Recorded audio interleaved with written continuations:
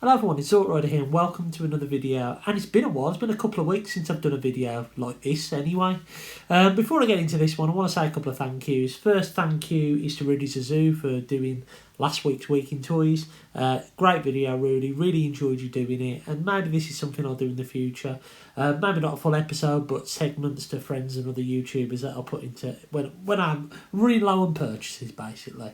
I also want to say a massive thank you and well done to Junkip Dave for his Smokescreen, Armada Smokescreen song. If you haven't seen it, it's wicked, really good, and I actually wrote a couple of lyrics on that song as well, which was really cool to take part.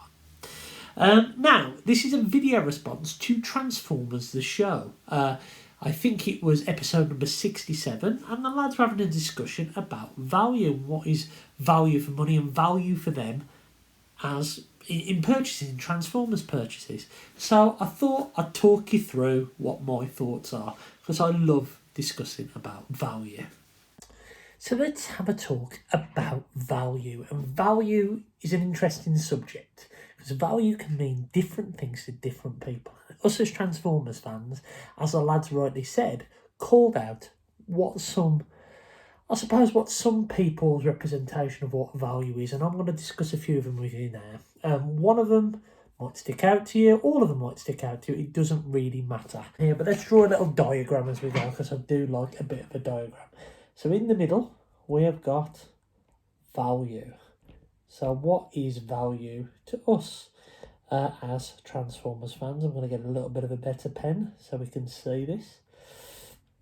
Okay, so let's go for the easy one first, shall we? And that is cost. Dead simple. Everyone, whenever you mention value, the first thing they'll start to talk about how much things cost. And it is an important factor of value, but it can mean two different things. Because some people will go for the lowest possible price, which is one of the reasons why I sometimes go and collect the main line. They are probably the cheapest out there, representations of these characters, and that is a factor why I buy them, as well as other factors. But there are other people who go and buy the highest priced item they can find, if I can spell high. And we've all seen these people before. They're the people who basically do it because, you know what, look what I've spent. I've spent £500 this week, or £400 of my monthly budget on things, and basically it's just it's a dick swinging competition. That's what it is. And you know what, there's people in all walks of life. People do it with the cars and all that kind of stuff, and we get those type of people in this community as well. I'm not saying that's necessarily a bad thing, but it's people that like to go, look how much I've spent on this there.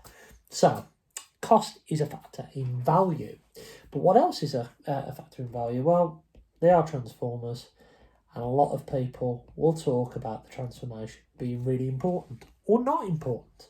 Some people, like myself, like an easy transformation, enjoy the chug side of transformations. Other people, like Paul Farrelly, who likes a more difficult transformation from Transformers the show, he likes complex transformation. And he likes to do that hard panther, and that's part of his value in buying the toy. He likes that complexity. And there's other people out there who like these for the puzzle aspect of them. The more complex they are, the better. So yeah, there's different interpretations of the same thing from, I suppose, within different people in the fandom. Another factor is availability. Some people want to get this stuff if it's easy to find. If I can get hold of the whole set, you know what, if I can pick up this thing, that's what I want it to be. I want it to be easy, and I can just walk into a shop and get it, or go online and get it. I haven't got to worry about pre-ordering or anything like that. I want it to be easy. But there's other people who want it to be hard.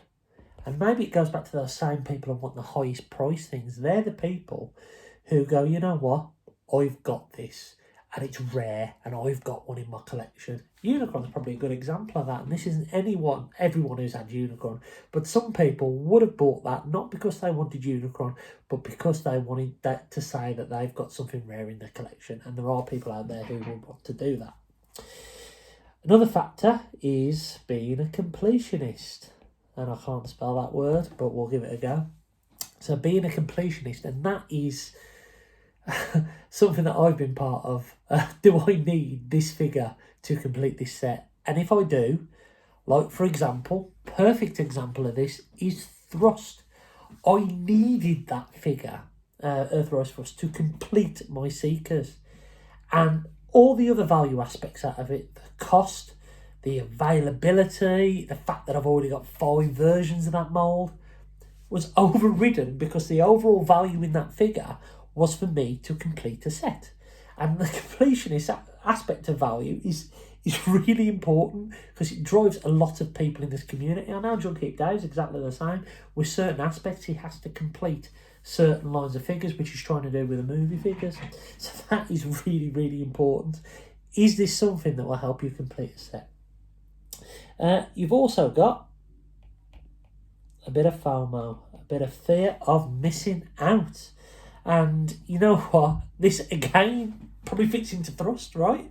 Fear of not having that complete, that set of Seekers. The set of Seekers that I've probably finished a number of times anyway, but in this particular set, in the most recent one, the fear of missing out on it. And it's something especially, not so much within the Transformers collecting wise, but definitely in the Black series, I find myself buying figures I might want in a couple of months' time, pre-ordering them, just in case I do want them in a couple of months' time. And that sometimes is important when you're defining the value. Is there a fear of missing out? Are you going to regret not getting this figure? Then, one that I can't believe we haven't covered already, but it is important, design. So that's the robot mode, it's the alt mode, and you know what, it's a source material as well. Does it look like a G1 character? Does it look like an IDW character? Does this look like the thing I want it to look like? Does it look like it in robot mode? Does it look like it in alt mode? Does it do a good job of both? Does it do a good job of one? Am I willing to make that sacrifice? And all of those things are considerations for value. Big example of this. Rung figure that came out, I think was it in Earthrise or Siege? I haven't got him. Right, it would have been cool to get him, but got no real connection to the character. People went bloody nuts over it and wanted that Rung character. Why? Because it was the only version of that character from that source material. We'll get into character in a moment. The next one is size and scale. And this is about, do you collect a certain size? So Paul Farrelly, he collects Legends figures, and you know what? They're a lovely size.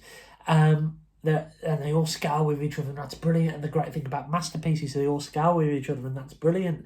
But the thing what Earthrise and Siege and the Kingdom have done is they all scale together as well. So I suppose the definition of value is, does it fit in with the scale that you're collecting as well?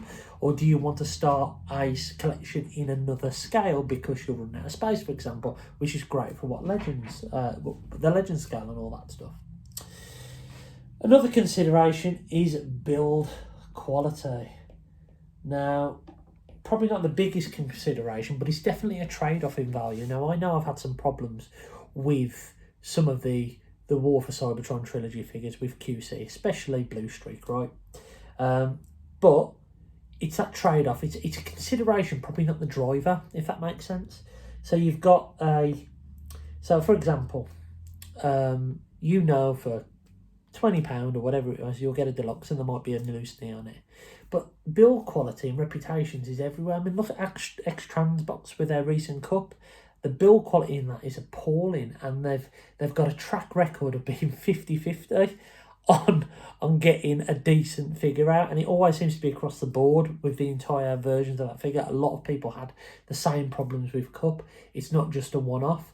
Now with Earthrise, the price point is cheaper, but there is a risk, maybe, I don't know, a 2 in 10 chance making it up, that there might be an issue with build quality. So it is a consideration. And the final consideration that I can think of anyway is character. So do you need this character? Is this a character that you really want? Do you collect this certain character or certain group of characters, like the Wreckers, like the Seekers, whatever it might be? And the thing is, the character can be really important in that value decision. Like I mentioned wrong earlier, it meant absolutely nothing to me. But it meant the world to IDW fans, and that's great because there's diversity in our community about what we enjoy and what we look at. Another thing might be even the gender of the character. There are people who just collect fembots. Like Emily, she collects just fembots. And that will be a decision whether she wants to buy that figure or not. Or, for example, she only collects sharks in art. I'm picking on Emily here, but she collects sharks in alt mode. And you know what? That is really a consideration for her purchases. And this is the thing, it can be character, it can be a certain trait around that character, or a certain group of characters, or even alt modes. All of these are value, I suppose, propositions in our head. They're things that we go through in the back of our head when we're making a purchase, almost subconsciously. And it's interesting, and I've probably missed out some of them. As I say, I've picked 9 of them, but I thought it'd be interesting just to go through a few of them, especially what the lads have been saying on Transformers the Show this week. I think it was a really, really good discussion, and I wanted to throw in my 10 penneth in the ring, if that makes sense. And that's it. Bit of a random video, I know. Probably me going off on one with a pen, but I think there are some valid points there. My question to you is, what are the things that are important to you? What is value to you as a Transformers collector? Is it one of those 9 things? Is it something else I've missed? Let me know. And cheers to the lads at Transformers the Show for having such a great discussion this week. Really, really good. And speaking of Transformers the Show, I believe this Friday, or this Saturday, this Friday I'm filming it, I will be presenting because Paul is having the week off. So as Rudy covered for me, I'm going to be covering for Paul. So I'm really, really excited about spending a bit of time with the lads. Anyway, until next time, I've been Zort Rider, and I'll catch you again really, really soon.